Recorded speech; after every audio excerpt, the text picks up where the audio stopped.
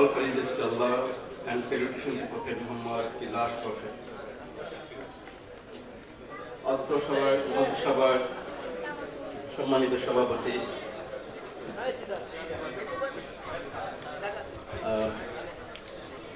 HM. Masum, প্রধান অতিথি আমার vice chancellor Eastern University professor Shahid Akhtar Hussain, মঞ্চ উপদিষ্ট আমার অগ্রজ, আমার ঢাকা ইউনিভার্সিটির বড় ভাই এবং আমার ইস্টার্ন ইউনিভার্সিটির প্রতিষ্ঠাতা উপদেষ্টা, এক কবির লেখা কিছু বাক্য পাঠ করে আমি শেষ করব। আমাদের সামনে বক্তব্য নিয়ে আসবেন জনাব অধ্যাপক ডক্টর শহীদ আক্তার হোসেন, মাননীয় vice chancellor, Eastern University. Doctor Barnali sir এই মুহূর্তে বক্তব্য প্রদান করবেন, তারপরে নিয়মের ব্যক্তি করে আমি কিছু বলবো, আমাদের সহযোগী করবেন, দেন আমাদের চিফ গেস্ট বক্তব্য প্রদান করবেন। আমি এই পর্যায়ে অনুরোধ করবো আমাদের সম্মানিত প্রধান আলোচক জনাব ডক্টর বর্ণালী স্যার, আমাদের ইস্টার্ন ইউনিভার্সিটি ওয়েলফেয়ার অ্যাসোসিয়েশনের অ্যাডভাইজার, এবং আমাদের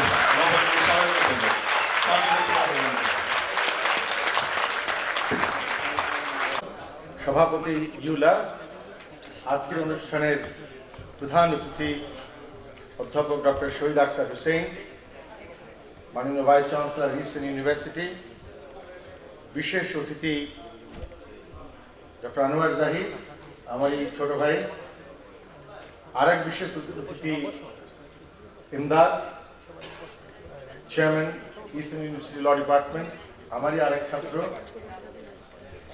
উপস্থিত সুধীমণ্ডলী, ইস্টার্ন ইউনিভার্সিটির রেজিস্ট্রার, কন্ট্রোলার, ঢাকা বারের আইনজীবী, ইস্টার্ন ইউনিভার্সিটির আইনজীবী ছাত্রছাত্রী আমার যারা আছো, এবং যাদেরকে আমি গত 2 বছর দেখিনি, নতুন ছাত্রছাত্রী যদি কেউ থেকে থাকো, এছাড়া বাকি সবাই ইস্টার্নের আমার স্টুডেন্ট।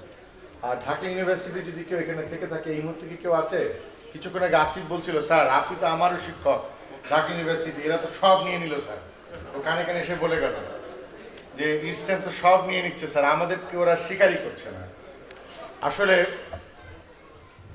আমার 31 বছর শিক্ষকতার প্রায় অর্ধেক ইস্টার্ন, একই সময় ঢাকা বিশ্ববিদ্যালয় এবং ইস্টার্ন। 2003-এ ইস্টার্নের যাত্রা শুরু হয় অন্য কয়েকটি ডিপার্টমেন্টের সাথে, ল ডিপার্টমেন্ট। আজকের আলোচনা থেকে তো আমি আইন আলোচনা করবো না, কারণ প্রেক্ষাপটটা ভিন্ন, সেই জন্য। তো 2003-এর এপ্রিলে তখনকার যিনি board of trustees chairman and the vice chancellor, ওনারা দুজন আমাকে এপ্রিলে ডাকলেন। তখন আমি অ্যাসোসিয়েট প্রফেসর, লং ব্যাক। আমাকে বললেন, ইস্টার্ন ইউনিভার্সিটি আমরা ল ডিপার্টমেন্ট করেছি, আপনাকে এটা করে দিতে হবে। তো এর আগে অনুরোধ উপেক্ষা না করতে পারে 1 সেমিস্টার পড়িয়েছিলাম, অ্যান্ড আই প্রমিস দ্যাট আমি পড়াবো না।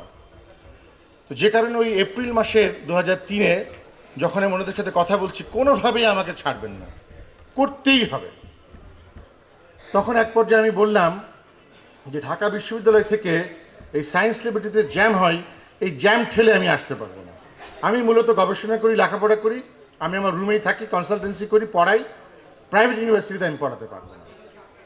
তো তখন ট্রাস্টি বলেছে আমি যেভাবে বলবো সেভাবে হবে।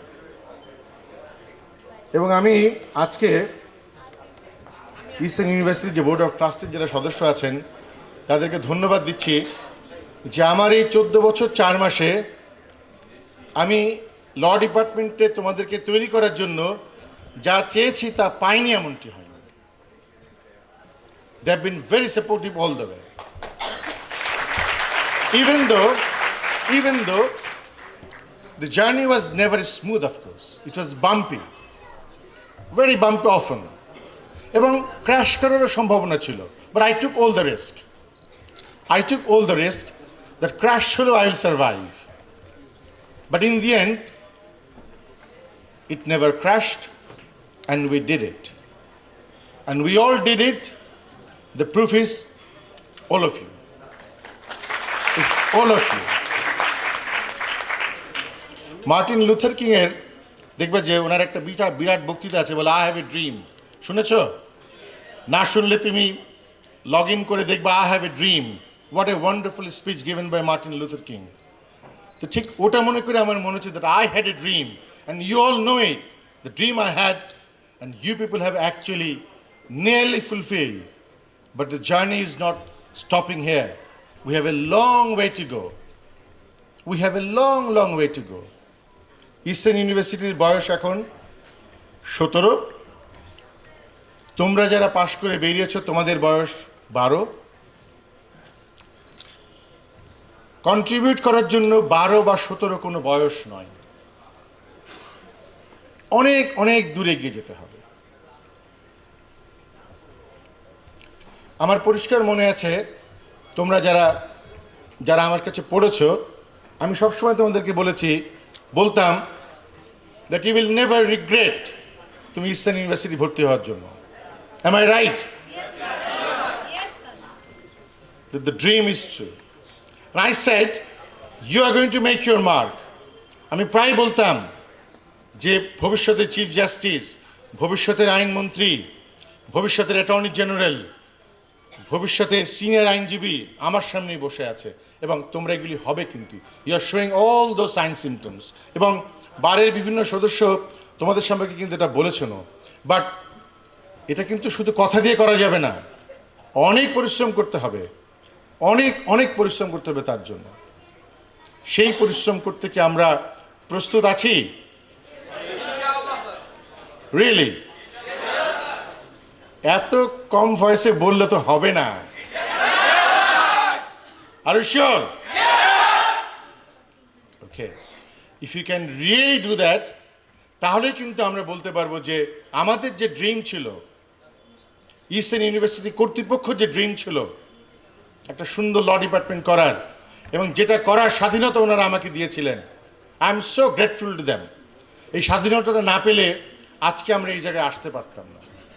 এবং এটা থেকে কিন্তু আমি মাননীয় ভাইস চ্যান্সেলরকে বলবো, রেজিস্ট্রারকে বলবো যে please tell your members of the board of trustee what I said today, that আপনারা যদি সেরকম শিক্ষক পান না কেন, নিতে হবে, কারণ আপনি বিশ্ববিদ্যালয় করেছেন, সেই শিক্ষককে আনবেন, তাকে দায়িত্ব দিবেন, তিনি করে দিবেন, আর করে যদি দিতে পারে আপনি তারপরে কেন আস্থা রাখবেন না। আমার পরিষ্কার মনে আছে কোন একজন বক্তিয়ার সাহেব সাথে বের হয়, কাজ শেষ করে আমি 2005-এ এর পুরাটা ঢাকা ইউনিভার্সিটির 111 নম্বর আমার রুম, তখন ওটা 111 ছিল, এখন রুম নম্বরটা চেঞ্জ হয়েছে, তখন ওটা করেছিলাম। 38 ভলিউমের ট্রেসিংটা কিন্তু আমার রুম থেকে বেরিয়েছে, প্রেসে যে হয়েছে 38 ভলিউম, কত হাজার পেজ আপনারা ভাবেন। বাট সে সময় তোমরা কি বুঝেছিলে যে তোমাদের আমি সময় দিচ্ছি না? Did you ever feel that? বলছে চাইতাম স্যার যেন না আসে, কিন্তু স্যার আবার পিছ দিকে চলে আসে। That was me. একদিনে 3 বার 4 বার চলে আসতাম, ওরা বুঝতেও পারছে না স্যার কোন জায়গায় আছে।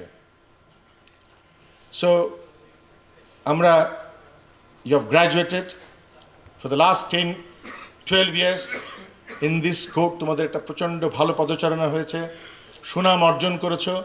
সুনাম কিন্তু যেতে আবার সময় লাগে না। Do not be overconfident. Do not think that mission has been accomplished. My mission is accomplished because I've said it. Once I've said it, now it's up to you to maintain it. And I believe all of you are going to do that, isn't it? Yes, sir. Are you sure? Yes, sir.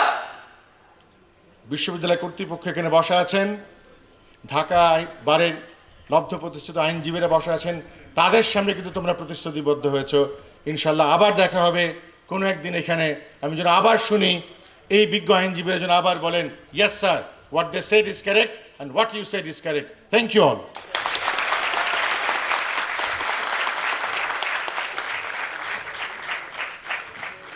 ধন্যবাদ স্যারকে। সুযোগ হয়েছে তাই বারবারই স্যারকে কিছু বলতেছি।